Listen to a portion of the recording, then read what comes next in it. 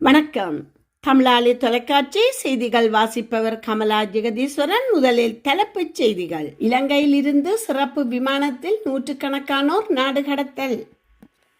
ஈரானில் அதிரடி வேட்டை, இராணுவ தளங்களை ரகசியமாக படம் பிடித்த 35 பேர் கைது. கனடாவில் ஹெலிகாப்டர் விபத்து, விமானி உயிரிழப்பு.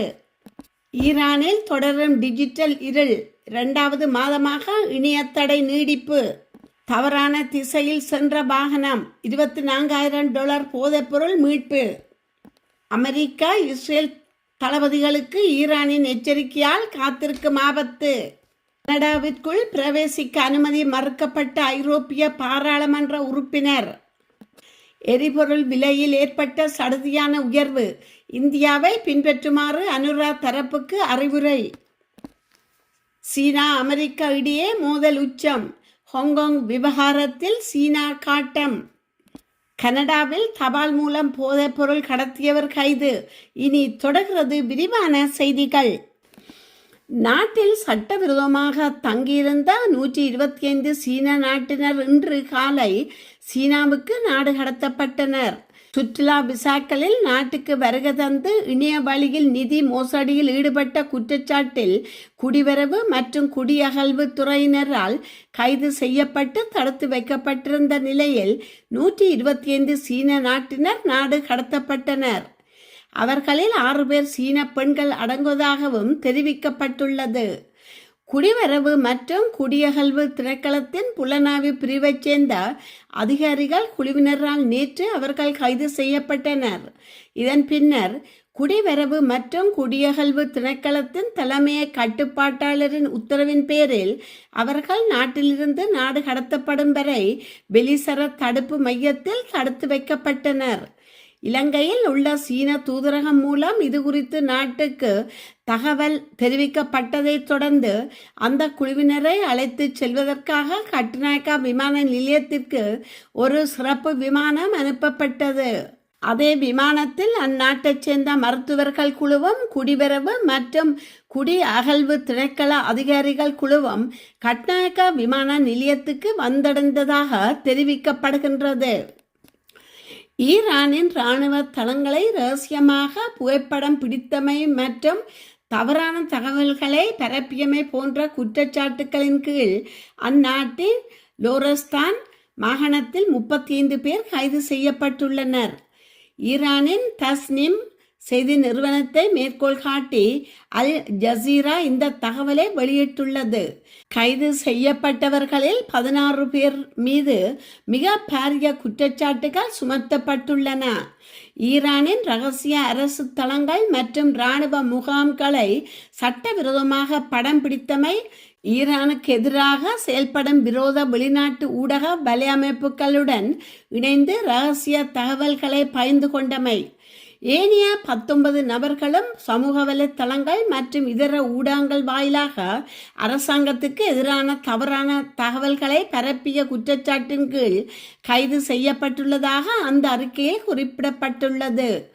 மத்திய கிழக்கில் ஈரான் இஸ்ரேல் இடையிலான போர் பதற்றம் உச்சக்கட்டத்தை எட்டியுள்ள சூழலில் உளவு பார்த்தல் மற்றும் உள்நாட்டு பாதுகாப்பை சீர்குலைத்தல் போன்ற செயல்களுக்கு எதிரான ஈரான் தனது கண்காணிப்பை தீவிரப்படுத்தியுள்ளமை குறிப்பிடத்தக்கது. கனடாவின் தெற்கு நியூ புரூன்ஸ்விக் பகுதியில் சிறிய வர்த்தக ஹெலிகாப்டர் ஒன்று விபத்துக்குள்ளானதில் அதன் விமானி உயிரிழந்துள்ளதாக அதிகாரிகள் உறுதிப்படுத்தியுள்ளனர். ரொபின்சன் R44 என்ற வகை ஹெலிகாப்டர் பிரிட்ரிக்சன் நகரிலிருந்து சாசெக்ஸ் விமான நிலையத்துக்கு சென்று கொண்டிருந்தது. இந்த பயணம் சுமார் 80 கிலோமீட்டர் தூரம் கொண்டதாகும். சனிக்கிழமை பிற்பகல் 3 மணியளவில் பிரிட்ரிக்சன் சர்வதேச விமான நிலையத்திலிருந்து ஹெலிகாப்டர் புறப்பட்டதாக தெரிவிக்கப்படுகின்றது. ஒரே நபர் பயணித்த ஹெலிகாப்டர் காணாமல் போயுள்ளதாக தகவல் அளித்ததை தொடர்ந்து தேடுதல் பணிகள் தொடங்கப்பட்டன. தேடுதல் குழுக்கள் ஞாயிற்றுக்கிழமை அதிகாலை ஹெலிகாப்டர் உடைந்த சிதைவுகளையும் உயிரிழந்த விமானியின் உடலையும் கடைசியாக சிக்னல் கிடைத்த பகுதியில் கண்டுபிடித்தனர். இந்த விபத்து செக்ஸ் விமான நிலையத்தின் மேற்கு வடமேற்கு பகுதியில் ஏற்பட்டுள்ளதாக தெரிவிக்கப்பட்டுள்ளது. விபத்துக்கான காரணத்தை கண்டறிய விசாரணை அதிகாரிகள் சம்பவ இடத்துக்கு சென்றுள்ளனர். இந்த ஹெலிகாப்டர் வர்த்தக பதிவு செய்யப்பட்டதாகவும் ஆனால் உயிரிழந்த விமானியின் பெயர் உள்ளிட்ட விவரங்கள் இதுவரை வெளியிடப்படவில்லை என்றும் அதிகாரிகள் தெரிவித்துள்ளனர். ஈரானில் அரசாங்கத்தினால் விதிக்கப்பட்ட நாடு தழுவிய இணையத்தடை தற்போது 2வது மாதத்தில் கால்பதித்துள்ளதாக இணைய கண்காணிப்பு குழுவான நெட்பிளாக்ஸ் தெரிவித்துள்ளதாக அல் ஜசீரா ஊடகம் செய்தி வெளியிட்டுள்ளது. கடந்த பிப்ரவரி 28 அமெரிக்கா மற்றும் இஸ்ரேல் படைகள் ஈரானின் உட்கட்டமைப்புகள் மீது தாக்குதலை தொடங்கியதைத் தொடர்ந்து ஈரான் அதிகாரிகள் சர்வதேச இணைய இணைப்பை துண்டித்தனர். தற்போது 30 நாட்களை கடந்து 5வது வாரமாக இந்த தடை நீடிக்கிறது. இதனால் சுமார் 9 கோடி ஈரானிய மக்கள் உலக நாடுகளுடனான தொடர்பை இழந்துள்ளதாக தெரிவிக்கிறது. நெட்பிளாக்ஸ் அமைப்பின் தரவுகளின்படி ஈரானில் தற்போது சாதாரண மக்களுக்கான இணைய இணைப்பு 1% என்ற மிக குறைந்த அளவிலேயே உள்ளது. எனினும் அரசாங்கத்தினால் அங்கீகரிக்கப்பட்ட வெள்ள பட்டியலில் வைட்லிஸ்ட் உள்ள முக்கிய நபர்கள் மற்றும் அதிகாரிகள் மட்டுமே இணையத்தை பயன்படுத்த அனுமதிக்கப்படுகின்றனர். போர் பதற்றம் நிலவும் சூழலில் இணைய தடையால் மக்கள் அவசரகால தகவல்களை பெறுவதிலும் வெளிநாடுகளில் உள்ள உறவினர்களுடன் தொடர்பு கொள்வதிலும் பெரும் சிரமங்களை எதிர்கொண்டுள்ளனர். குறிப்பாக தரைவழி தாக்குதல் நடத்தப்படலாம் என்ற அச்சம் நிலவும் வேளையில் இந்த தகவல் தொடர்பு முடக்கம் பொதுமக்களின் பாதுகாப்பிற்கு அச்சுறுத்தலாக மாறியுள்ளதாக மனித உரிமைகள் அமைப்புகள் கவலை வெளியிட்டுள்ளன. ஈரான் ஏற்கனவே கடந்த ஜனவரி மாதம் நடைபெற்ற போராட்டங்களின் போதும் பல வாரங்களுக்கு இணைய தடையை விதித்திருந்தமை குறிப்பிடத்தக்கது. கனடாவின் வினிபெக் நகரில் தவறான திசையில் சென்ற வாகனத்தை நிறுத்திய போலீசார் $24,000 அதிகமான பெறுமதியுடைய போதைப் பொருட்களை கைப்பற்றியுள்ளனர். வெள்ளிக்கிழமை அதிகாலை 12:30 மணியளவில் சேர்புருக் வீதி பகுதியில் ஒரு வாகனம் தவறான திசையில் பயணித்தது கவனிக்கப்பட்டது. உடனடியாக வாகனம் நிறுத்தப்பட்டு சோதனை செய்யப்பட்டதாக போலீசார் தெரிவித்துள்ளனர். அப்போது 35 வயதுடைய ஓட்டுநர் மீது முன்பே பரோல் இடைநீக்கம் மற்றும் சட்டவிரோதமாக வெளியில் இருந்தது தொடர்பான பிடிவிராந்துகள் இருந்து கண்டறியப்பட்டது. மேலும் அவர் மதுபானம் அல்லது போதைப்பொருள் தாக்கத்தில் வாகனம் ஓட்டியிருந்ததும் தெரிய வந்தது. 99.6 கிராம் கிராக் கோகெயின், 196 கிராம் தூள் கோகெயின், 11 கிராம் மெத்தாம்பெட்டமின், 11 ஜானெக்ஸ் மாத்திரைகள் போன்ற பொருட்கள் சந்தேக நபரிடமிருந்து மீட்கப்பட்டதாகவும் இவற்றின் சந்தை பெறுமதி மொத்தம் சுமார் $24,560 மதிப்புள்ள போதைப் பொருட்களை கைப்பற்றினர். அத்துடன் $3,382 கனடியன் பணமும் பறிமுதல் செய்யப்பட்டது. சம்பவத்துக்கு பின்னர் குறித்த நபர் மீது போதைப்பொருள் குற்றங்கள், மதுபோத நிலையில் வாகனம் ஓட்டுதல், போலீஸ் உத்தரவுகளை பின்பற்றாது குற்றம் மூலம் பெற்ற சொத்துக்களை வைத்திருத்தல் உள்ளிட்ட பல்வேறு குற்றச்சாட்டுகள் சுமத்தப்பட்டுள்ளன. சந்தேக நபர் தற்போது காவலில் வைக்கப்பட்டுள்ளார் என்பது குறிப்பிடத்தக்கது. ஈரானில் இராணுவம் மற்றும் இஸ்லாமிய புரட்சி காவல் படைகளுக்கிடையே நடவடிக்கைகளை ஒருங்கிணைக்கும் உச்சபட்ச கட்டுப்பாட்டு பிரிவால் மத்திய கதம் அல்ல அன்பியா தலைமையகம் செயல்பட்டு வருகிறது.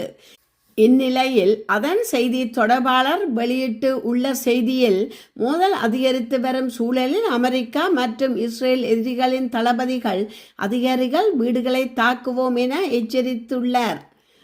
ஈரானின் பாரசீக வளைகுடா உள்ளிட்ட பகுதிகளை ஆக்கிரமிப்போம் என்றும் தரை வழி தாக்குதலில் ஈடுபடுவோம் என்றும் அமெரிக்கா ஜனாதிபதி அச்சுறுத்தல்களை விடுத்து வருகிறார் என இந்த உச்சபட்ச கட்டுப்பாட்டு பிரிவின் தலைமையகம் தொடர்ந்து கூறி வந்தது.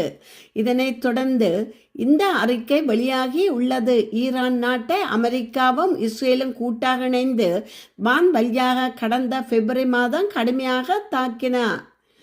இதில் 2000க்கும் மேற்பட்டோர் பலியாகி உள்ளனர். ஈரானின் உச்ச தலைவர் அயத்துல்லா அலி கமேனி, பாதுகாப்பு மந்திரி அமீர் நசீர் ஜடே மற்றும் புரட்சிகர காவல்பட தளபதி முகமது பாக்பூர் உள்ளிட்ட பல முக்கிய அதிகாரிகள், தலைவர்கள், தளபதிகள் அடுத்தடுத்து கொல்லப்பட்டனர்.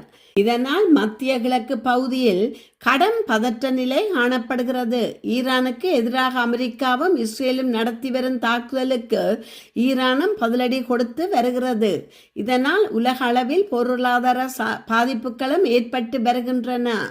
கனடாவின் ஹால்டன் பகுதியில் தபால் மூலம் கோக்கைன் அனுப்பியதாக குற்றம் சாட்டப்பட்ட ஒருவரை போலீசார் கைது செய்துள்ளனர். இந்த சம்பவம் தொடர்பாக பிப்ரவரி மாதத்தில் விசாரணை தொடங்கப்பட்டது. தொடர்ந்து மேற்கொண்ட விசாரணையில் சந்தேக நபர் அடையாளம் காணப்பட்டார் என போலீசார் தெரிவித்துள்ளனர். புர்லிங்டன் பகுதியில் உள்ள அவரது வீட்டில் மேற்கொண்ட சோதனையின் போது 42 வயதான டிரைவர் ஹோட்மேன் கைது செய்யப்பட்டார். 13 கிராம் கோக்கைன் அஞ்சல் அனுப்புதல் தொடர்பான ஆதாரங்கள், குறுக்குவில் போலி வாகன எண் பலகைகள், சுமார் 70,000 சட்டவிரோத சிகரெட்டுகள், திருடப்பட்ட பிக்கப் வாகனம் என்பன சந்தேக நபரிடமிருந்து மீட்கப்பட்டுள்ளது. 4 போதைப்பொருள் தொடர்பான குற்றங்கள், 2 குறுக்குவில் வைத்திருத்தல் குற்றங்கள், 2 தடை செய்யப்பட்ட நிலையில் வாகனம் ஓட்டிய குற்றங்கள் மற்றும் வாகன அடையாள எண் மாற்றியமைத்தல் உள்ளிட்ட பல குற்றச்சாட்டுகள் சந்தேக நபர் மீது சுமத்தப்பட்டுள்ளது. உலக சந்தையில் எரிபொருள் விலை அதிரடியாக உயரும்போது உள்நாட்டில் விலையை நிலைப்படுத்துவதற்காக இந்தியா பின்பற்றும் வரி திருத்த முறையை இலங்கையும் கருத்தில் கொள்ள வேண்டும் என்று ஸ்ரீலங்கா பொதுஜன பிரமுனவின் நாடாளுமன்ற உறுப்பினர் நாமல் ராஜபக்ஷ கோரிக்கை விடுத்துள்ளார். இது குறித்து அவரது தனது உத்தியோகபூர்வ எக்ஸ் சமூக வலைத்தள பக்கத்தில் இட்டுள்ள பதிவில், இந்தியா தனது எரிபொருள் வரியை குறைத்தது உடனடியாக விலை குறைப்புக்காக மட்டுமல்ல, மாறாக உலகளாவிய ரீதியில் ஏற்படும் திடீர் விலை மாற்றங்களின் போது சந்தையை நிலைப்படுத்தவும் மேலதிக விலையேற்றங்களை தடுத்து நிறுத்தவுமே ஆகும். இலங்கை முன்னோக்கி செல்லும் போது அரசு தனது பொருளாதார கொள்கைகளை மேலும் வலுப்படுத்த வேண்டிய அவசியமாகும். நிதி கட்டுப்பாடு என்பது முக்கியமானதொன்றாகும். எனினும் இந்தியாவின் வளர்ச்சியை மையமாக கொண்ட அணுகுமுறையைப் போல் அதிகப்படியான வரிய சுமைகளை குறைப்பது முதலீடுகளை ஊக்குவிக்கவும் மக்கள் மீதான அழுத்தங்களை குறைத்து நீண்டகால பொருளாதார மீட்சிக்கு வழிவகுக்கவும் உதவும். இலங்கைக்கு 38,000 தொன் எரிபொருளை உரிய நேரத்தில் வழங்கியமைக்காக இந்திய பிரதமர் நரேந்திர மோடிக்கும் இந்திய மக்களுக்கும் எனது நன்றிகளை தெரிவித்துக் கொள்கின்றோம். நெருக்கடியான காலங்களில் அத்தியாவசிய பொருட்கள் முதல் பொருளாதார உதவிகள் வரை வழங்கியதன் மூலம் இந்தியா இலங்கையின் முதன்மை தோழனாக திகழ்கின்றது. இது இந்தியாவின் அயலகத்திற்கு முன்னுரிமை கொள்கையின் உண்மையான பிரதிபலிப்பாகும். பிராந்தியத்தின் நலனுக்காக நாடுகள் மூலோபாய பங்களியாக இணைந்து செயல்படுவது காலத்தின் கட்டாயமாகும் என குறிப்பிட்டுள்ளார். ஹாங்காங்கில் அமல்படுத்தப்பட்டுள்ள புதிய பாதுகாப்பு விதிகள் தொடர்பாக அமெரிக்கா வெளியிட்ட பயண எச்சரிக்கைக்கு செக்யூரிட்டி அலர்ட் சீனா தனது கடும் கண்டனத்தை பதிவு செய்துள்ளது. ஹாங்காங்கிற்கான சீனா ராஜதந்திரி குய் ஜியான்சன் அமெரிக்கா தூதரக அதிகாரி ஜூலி ஈடாவை கடந்த மார்ச் மாதம் 27 அன்று நேரில் சந்தித்து வலுவான அதிருப்தி மற்றும் உறுதியான எதிர்ப்பை வெளிப்படுத்தியதாக சீனா வெளியுறவு அமைச்சகம் தெரிவித்துள்ளது. ஹாங்காங் விவகாரங்களில் அமெரிக்கா தலையிடுவதை உடனடியாக நிறுத்த வேண்டும் என்று சீனா இதன் போது வலியுறுத்தியுள்ளது. அண்மையில் ஹாங்காங் அரசு தனது தேசிய பாதுகாப்பு சட்ட விதிகளில் மாற்றங்களை செய்தது. இதன்படி தேசிய பாதுகாப்பு தொடர்பான விசாரணைகளின் போது மின்னணு சாதனங்களின் கடவு சொற்களை பாஸ்வேர்ட் வழங்க மறுப்பது குற்றமாக அறிவிக்கப்பட்டுள்ளது. இதற்கு பதிலடியாக அமெரிக்கா தூதரகம் மார்ச் 26 அன்று ஒரு எச்சரிக்கையை வெளியிட்டது. அதில் புதிய விதிகளின் கீழ் அமெரிக்க குடிமக்கள் கைது செய்யப்பட்டால் உடனடியாக தூதரகத்தை தொடர்பு கொள்ளுமாறு அறிவுறுத்தப்பட்டிருந்தது. இந்த எச்சரிக்கை சீனாவின் உள் விவகாரங்களில் தலையிடும் செயல் என சீனா சாடியுள்ளதாக ராய்டர்ஸ் செய்தி வெளியிட்டுள்ளது. ஐரோப்பிய பாராளுமன்றத்தின் பிரெஞ்சு பாலஸ்தீனிய உறுப்பினரான ரீமா ஹாசன் மான்ட்ரியால் மாநாடுகளில் பங்கேற்க இருந்த நிலையில் கனடாவுக்குள் பிரவேசிக்க அனுமதி மறுக்கப்பட்டதாக தெரிவித்துள்ளார். இத்துடன் செய்திகள் நிறைவு பெறுகின்றன. மீண்டும் மற்றொரு செய்தியூடாக உங்களை சந்திக்கும் வரை வணக்கம் கூறி விடைபெறுபவர் கமலா ஜெகதீஸ்வரன். நன்றி.